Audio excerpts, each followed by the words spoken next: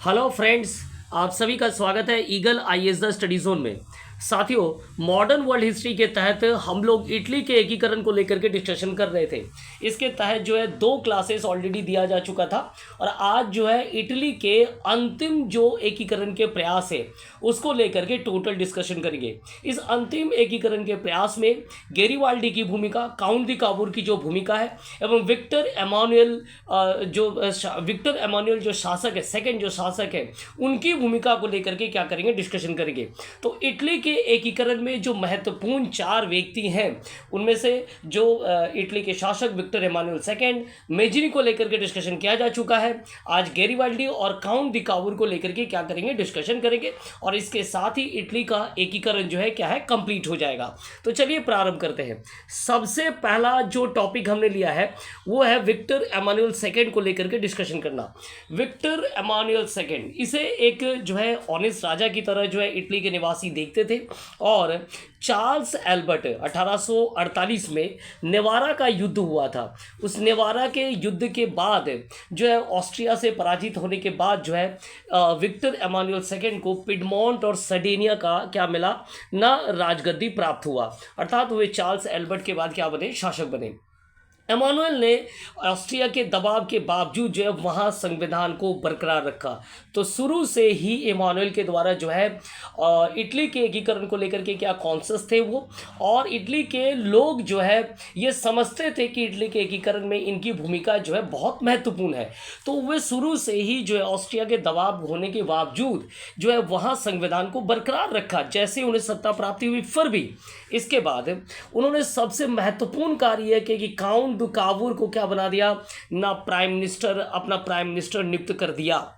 और ये एक बहुत महत्वपूर्ण निर्णय माना जाता है क्योंकि काउंट दी काबूर की जो नीतियाँ थी, चाहे वो गृह नीतियाँ हो या जो उनकी जो विदेश नीति में जो सटीक परख थी, जिसके कारण जो है कहा जाता है कि इटली का एकीकरण हुआ।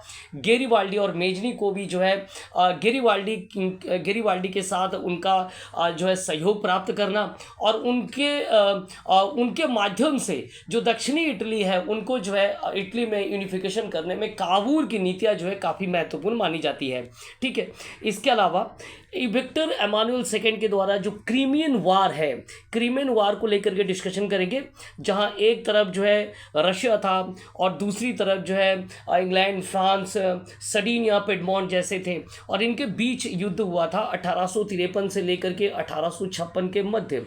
इसी समय जो है विक्टर एमानुएल के द्वारा जो है अपनी सेनाएं भेजी गई थी और चर्निया के युद्ध और सेबास्टोपोल की लड़ाई में जो है इटली के सैनिकों ने काफ़ी सफलता प्राप्त किया था। अर्थात इस चार्निया की लड़ाई और सेबास्टोपोल के युद्ध के द्वारा इटली के सैनिकों ने यूरोप का जो ध्यान है, खास करके इंग्लैंड, फ्रांस का जो ध्यान है, अपनी ओर आकर्षित कर लिया और उन्हें मजबूर कर दिया कि वे जो है इटली की समस्याओं को सुने। और इसी का परिणाम क्या हुआ, इसी का परिणाम कहा जाता है जो ट्रिटी ऑफ जो है पेरिस है, ट्रिटी ऑफ पेरिस 1856 को हुआ और इसमें इटली के विषयों को उठाया गया काउंट दी काबूर के द्वारा या जो है एमानुएल के द्वारा इस बात को उठाया गया कि ऑस्ट्रिया यहाँ पर क्या है दबाव डाल रहा है और कहा जाता है उसके बाद कई चीज़ों पर जो है राहत प्राप्त हुआ था। ठीक है, इसके अलावा इस घटना के बाद जो है इमानुएल के साथ जो है नेपोलियन का क्या हुआ ना, संधि हुआ और इस संधि के माध्यम से उन्होंने जो है सर्डिनिया को दूसरे युद्ध में, अगर इटली के साथ किसी प्रकार का ऑस्ट्रिया का संघर्ष हो तो दूसरे युद्ध में नेपोलियन के द्वारा जो है क्या क्या ना, सेना या हेल्प करने का क्या दिया गया, वचन दिया गया। और इसी क्रम में जो है लोम्बार्डी जो है प्राप्त हुआ था, किसे, तो ऑस्ट्रिया को जो है लोम्बार्डी प्राप्त हुआ था। तो ये कुछ महत्वपूर्ण कहना वर्क है जो विक्टर एमानुएल II के द्वारा किया गया था। इसके साथ साथ गुस्सेप गेरिबाल्डी का जो एक महत्वपूर्ण अभियान है जिसे कहा जाता है एक्सपेडिशन ऑफ 1000, इस एक्सपेडिशन ऑफ 1000 में भी जो है एमानुएल के द्वारा जो है गेरिबाल्डी को हेल्प किया गया था। और इसके अलावा 1860 में कास्टेल फेडाडो के युद्ध में पोप की सेनाओं पर विजय प्राप्त भी किया गया था। इसके साथ साथ गेरिबाल्डी को दक्षिणी इटली में जो नियंत्रण प्राप्त हुआ था उनमें जो है विक्टर एमानुएल की क्या है ना भूमिका पाई जाती है। और बाद में इन्हीं पोप राज्यों को जो है क्या हुआ ना, विक्टर एमानुएल का शासक घोषित किया गया। गेरिबाल्डी और विक्टर एमानुएल दोनों मिल करके जो मध्य के राज्य हैं उन पर जो है क्या ना आधिपत्य स्थापित किया, और विक्टर एमानुएल को यहाँ का क्या घोषित कर दिया गया ना, शासक घोषित कर गया। और अंततः 1871 को रोम की राजधानी रोम को भी क्या अधिकार में लेते हुए वहाँ विक्टर एमानुएल को जो है इटली का शासक और इटली का यूनिफिकेशन क्या हो गया ना, कंप्लीट हो गया। तो ये एक शॉर्ट वे विक्टर एमानुएल की जो है घटनाओं को मैंने जिक्र किया। और इसी के तहत अब जो है आगे हम लोग जो है काउंट दी काबूर को लेकर के क्या करेंगे, डिस्कशन करेंगे। कहा जाता है कि काउंट दी काबूर के बिना जो है शायद इटली का एकीकरण संभव नहीं था। इनकी अदूर दूरदर्शी था और साथ में इनकी जो नीतियाँ थी, चाहे वो विदेश नीति हो या गृह नीति हो, वो काफ़ी काम आई इटली के एकीकरण में। काबूर के जन्म को लेकर के अगर बात किया जाए तो काबूर का जन्म 1810 में ट्यूरिन में हुआ था, जो कि उस समय काल में नेपोलियन के अंतर्गत था। वो प्रारंभ में जो है सेना में था और 1831 में जो है चार्ल्स एल्बर्ट पिडमोंट के सिंहासन आने पर जो है वो क्या होना, उसने वहाँ से त्यागपत्र दे दिया था। जुलाई 1830 को जो है उसने फ्रांसीसी क्रांति के बाद जो संविधान युक्त जो राजतंत्र है वो उस पर क्या करने लगा ना, उस पर विश्वास करने लगा, अर्थात मोनार्की, लेकिन वो कॉन्स्टिट्यूशन के साथ होना चाहिए, उस पर उसके विश्वास जाग गए। अर्थात वो मोनार्की तो चाहता था लेकिन उसमें कॉन्स्टिट्यूशन होना चाहिए। और इस क्रम में कहा जा सकता है कि वो विक्टर एमानुएल के साथ क्या हो गया ना, जुड़ गया। 1847 में काबूर ने इल रिसार्जोमेंटो नामक जो है पत्रिका का प्रकाशन किया और उसमें इटली के एकीकरण को लेकर के क्या कही ना, बात कही। तो इल रिसार्जोमेंटो जो है किसकी रचना है ना, काउंट दी काबूर से जुड़ा हुआ है। 1848 में काबूर जो है पिडमोंट में जो है राष्ट्रीय महासभा का सदस्य निर्वाचित हुआ और 1850 में वो क्या ना वित्त मंत्री और उद्योग मंत्री बन गया एवं 1852 में विक्टर एमानुएल के द्वारा उसे क्या बनाया गया ना, प्रधानमंत्री बनाया गया। जब एजे गिलियो के मंत्रिमंडल का त्यागपत्र हो गया तो 1852 में उसे क्या बना दिया गया ना, जो है उसे प्राइम मिनिस्टर घोषित कर दिया गया। काबूर एक बात को बहुत अच्छी तरह से समझता था कि केवल पिडमोंट और सर्डिनिया के सहारे, अर्थात सिर्फ इन्हीं राज्य के सहारे जो है इटली का एकीकरण संभव नहीं है। चूँकि इटली के अधिकांश क्षेत्रों पर जो है किसका शासन था, ऑस्ट्रिया का शासन था। अगर पिडमोंट और सर्डिनिया को छोड़ दे तो लोम्बार्डी, वेनेशिया, इसके साथ साथ जो है पापल के जो स्टेट थे, टस्कनी का जो क्षेत्र था, परमा का जो क्षेत्र था, वहाँ भी जो है ऑस्ट्रिया का प्रभाव था। दक्षिणी नेपल्स और सिसिली में बुर्बो राज्य का शासन था। तो इन क्षेत्रों पर जो है विदेशियों का प्रभाव होने के कारण जो वो समझता था कि बिना विदेशी सहायता के जो इटली का एकीकरण संभव नहीं है। तो इसलिए जो है काबूर ने अपनी इस नीति को क्या किया, आगे बढ़ाया। फ्रांस के नेपोलियन का ध्यान जो अपनी ओर आकर्षित किया और फ्रांस के साथ मित्रता करने की जो है चेष्टा की, क्योंकि उस समय काल में फ्रांस ही उसे जो है ऑस्ट्रिया जैसे शासन को क्या कर सकता था, रोक सकता था। चलिए, काबूर की गृह नीति की अगर हम बात करें तो काबूर ने अपने स्टेट के उन्नति के लिए जो है कई कार्य किए। सबसे पहले तो उन्होंने ओपन मार्केट पॉलिसी को जो है लागू किया, परिवहन के साधनों का विकास किया, एग्रीकल्चर का डेवलपमेंट किया, एजुकेशन का डेवलपमेंट किया और बैंकों का भी क्या किया था, निर्माण किया गया। तो उन्होंने एक जो है इकोनॉमिक पॉलिसी को अपनाया। सबसे पहले अपने स्टेट को डेवलपमेंट के लिए उन्होंने कहा कि अगर स्टेट का डेवलपमेंट हो तो कई चीज़ें सॉल्व हो जाती, तो उन्होंने पहले अपना स्टेट का डेवलपमेंट किया और इस आर्थिक सुधार के साथ साथ उन्हें अपने सेना का भी सुधार किया एवं जनरल मारमूरा को क्या किया, सेना का अध्यक्ष नियुक्त किया। राज्य की जो सीमाएं थी उस सीमाओं पर उन्होंने क्या किया ना, दुर्ग का निर्माण करते हुए इसके प्रोटेक्शन का ख्याल भी जो है काबूर के द्वारा किया गया। तो काबूर की गृह नीति जो है एकदम सटीक था। अपने जो है राज्य के प्रति या अपने राष्ट्र के प्रति जो भक्ति है वो बिल्कुल जो है दिखता है। अब काबुल की जो विदेश नीति है, फॉरेन जो पॉलिसी है, उसको लेकर के क्या करेंगे, डिस्कशन करेंगे।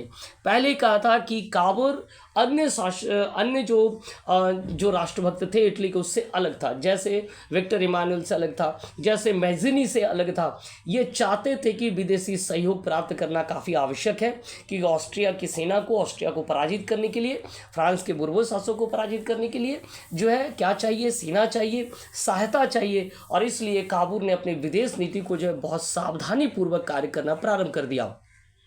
और वो जानता था कि जो इटली में अप्रत्यक्ष या अप्रत्यक्ष रूप से जो है ऑस्ट्रिया का शासन चलता है, और इसे हटाने के लिए क्या है ना, इस नीति को अपनाना काफ़ी आवश्यक है। और इस नीति में उन्होंने जो सबसे पहले उन्होंने अपनी जो मित्रता बढ़ाने के हाथ की, वो थी फ्रांस के नेपोलियन के साथ जो उन्होंने क्या किया, नेपोलियन थर्ड के साथ जो उन्होंने संबंध बनाने प्रारंभ कर दिए। उस समय नेपोलियन थर्ड का शासन था, ठीक है। अब इसी क्रम में एक महत्वपूर्ण वार हुआ जिसे हम लोग कहते हैं क्रीमियन वार।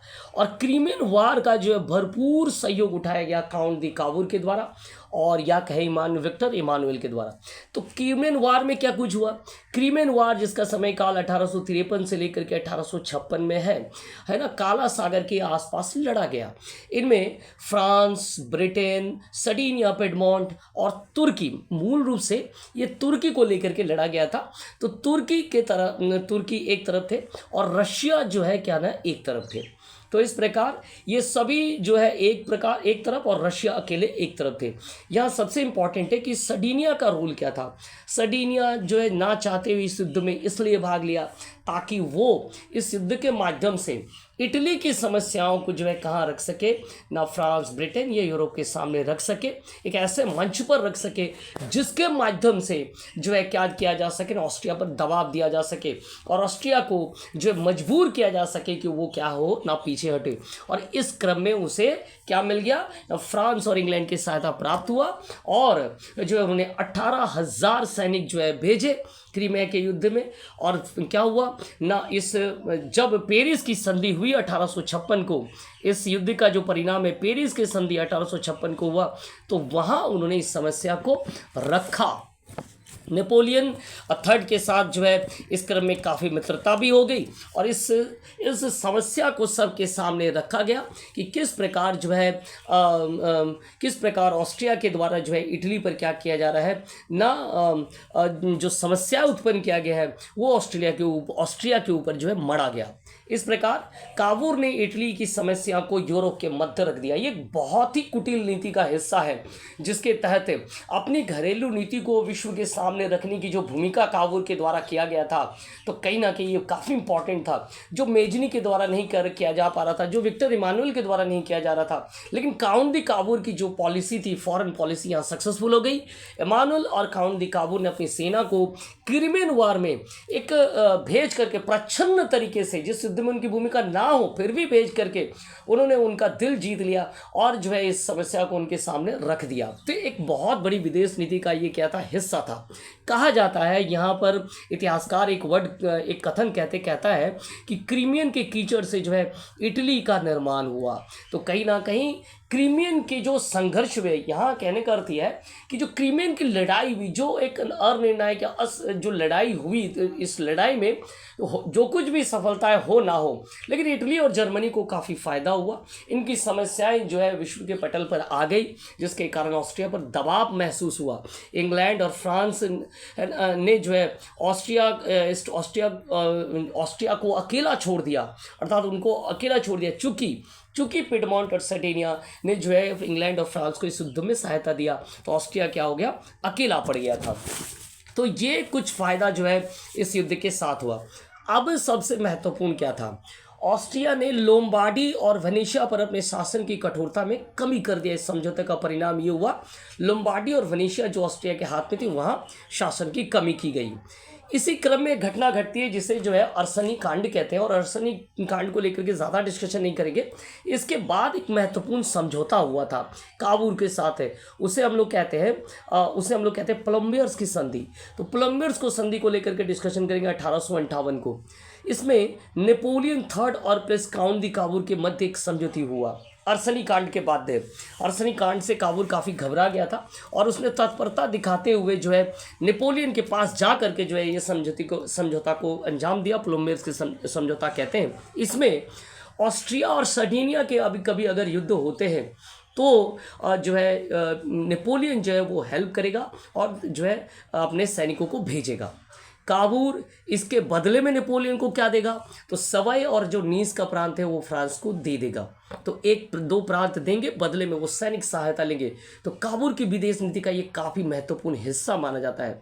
फ्रांस और सर्डिनिया के संधि को मजबूत बनाए रखने के लिए विक्टर एमानुएल की पुत्री क्लोथिडे का विवाह जो है प्रिंस जेरोम बोनापार्ट के साथ किया गया।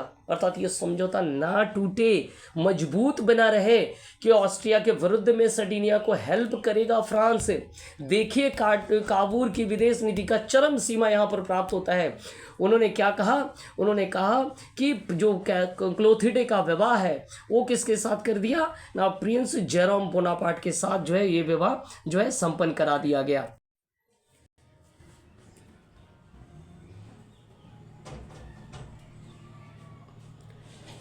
तो प्लेम्बर्स के समझौते जो हुए वो काफ़ी महत्वपूर्ण इस तरह से हुआ, चूँकि नेपोलियन थर्ड का सहायता भी प्राप्त होगा ऑस्ट्रिया को, और इस समझौते को और मजबूत बनाने के लिए विक्टर एमानुएल की पुत्री क्लोथिडे का विवाह जो है प्रिंस जेरोम बोनापार्ट के साथ जो है करने का जो है एक समझौता भी किया गया। तो जेरोम प्लस क्लोथिडे के जो है विवाह तो हुआ, मतलब इस विवाह के माध्यम से जो है इस समझौते को फ्रांस और जो पिडमोंट सर्डिनिया उस जो मित्रता है उसको मजबूत बनाने का प्रयास किया गया।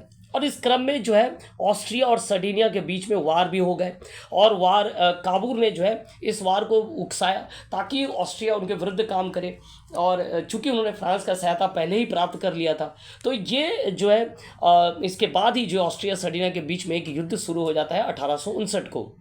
जैसे ये युद्ध होता है, नेपोलियन के द्वारा जो है क्या है सहायता किया जाता है, परंतु देखा गया कि अचानक नेपोलियन ने जो है इस युद्ध को बंद कर दिया गया है ना, अचानक इस युद्ध में बंद करने की घोषणा कर दी। और उसके बाद एक संधि किया गया था, विल्फ्रेंका की संधि। ये किसके बीच में किया गया था, तो एक तो फ्रांस अर्थात नेपोलियन थर्ड और ऑस्ट्रिया के मध्य किया गया था।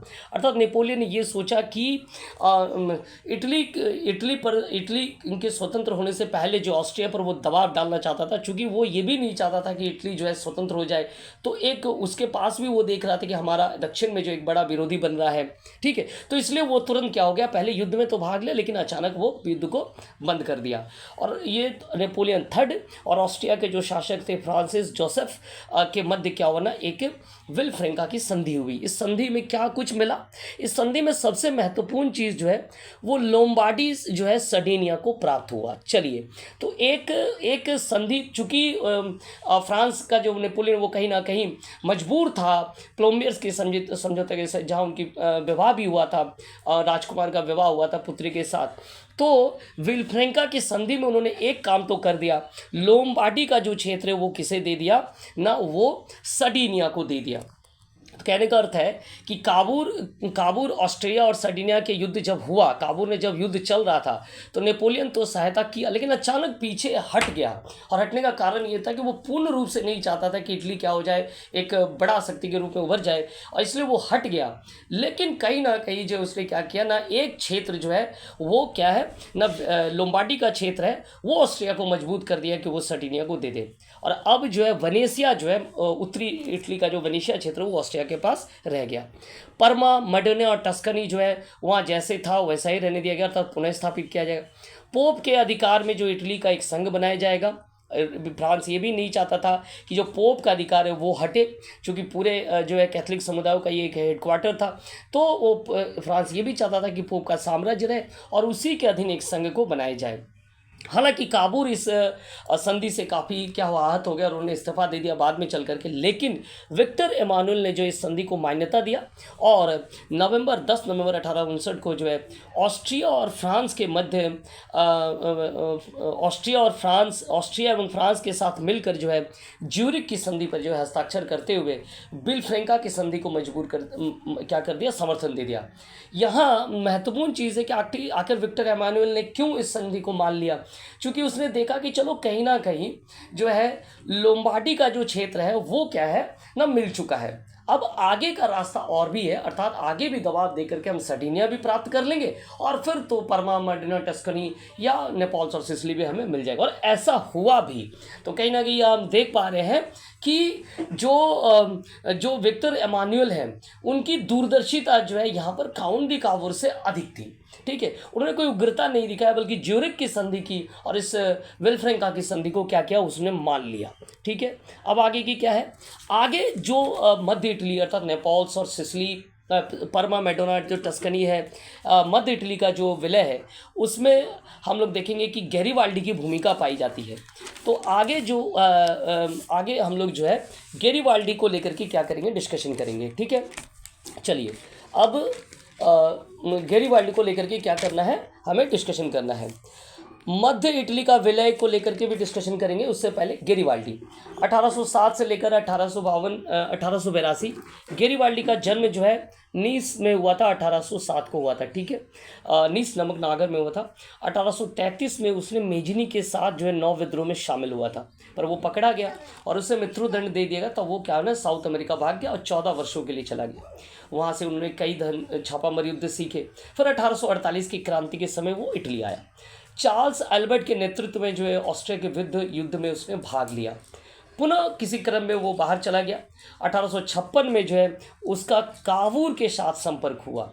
जब वो कावूर के साथ संपर्क स्थापित हुआ तो वो सर्डिनिया को क्या है ना अपनी सेवाएं देना प्रारंभ कर दिया। वो राजी हो गया कि वो सर्डिनिया को क्या देंगे, अपना सेवा देंगे। और ये एक बहुत बड़ा समझौता जिसमें गैरीवाल्डी और कावूर एक छत्र और एक साथ जो है आए। ठीक है, अब सिसिली और नेपल्स में विद्रोह। यहाँ नेपल्स और सिसिली की जहाँ तक बात है तो नेपल्स और सिसिली में जो है बुर्बो शासन का निरंकुश शासन पाया जाता था। गैरीवाल्डी ने मई 1860 में जो है यहाँ अपने प्रसिद्ध एक्सपीडिशन ऑफ 1000 लाल कुर्ती के साथ स्वयंसेवक को लेकर के जो है जेनेवा और सिसिली पहुँचा एवं बाद में यहाँ अपने सैनिकों के द्वारा जो है नेपल्स के सैनिकों को परास्त कर दिया। जून तक जो है उसने सिसिली पर अधिकार कर लिया और स्वयं को यहाँ का अधिनायक घोषित किया और अगस्त 1860 को जो है उसने नेपल्स में भी अधिकार कर लिया। इस प्रकार जो दक्षिण का नेपल्स और सिसिली है जहाँ बुर्बो का शासन था वहाँ से गैरीवाल्डी ने हटा करके अपना शासन स्थापित कर लिया। और ठीक इसके बाद का जो घटनाक्रम है वो ये कि नेपल, सिसिली और पोप के साम्राज्य में जनमत संग्रह कराए गए और इन्होंने नॉर्थ इटली, उत्तरी इटली के पक्ष में अपना निर्णय दिया। और इसके बाद तो गैरीवाल्डी और मजबूत हो गया क्योंकि जनता का समर्थन था कि वो जो है क्या करे, उत्तरी इटली के समर्थन में, ना कि ऑस्ट्रिया के दबाव में रहे।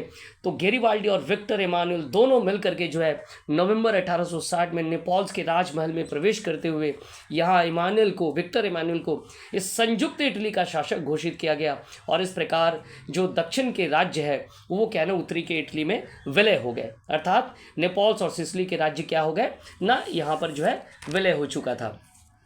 इसके अलावा मध्य इटली के विलय को लेकर के जो है विलय को लेकर के डिस्कशन कर लेते हैं। मध्य इटली का विलय कैसे हुआ। ऑस्ट्रिया, सर्डिनिया जो है युद्ध से प्रेरित होकर के जो है परमा, मेडोना और टस्कनी में जो है क्या है विद्रोह शुरू हो गया। आपने देखा कि काबूर के समय काल में ऑस्ट्रिया और सर्डिनिया के मध्य क्या ना युद्ध हुआ। प्लम्बर्स के समझौता के बाद की घटनाक्रम है।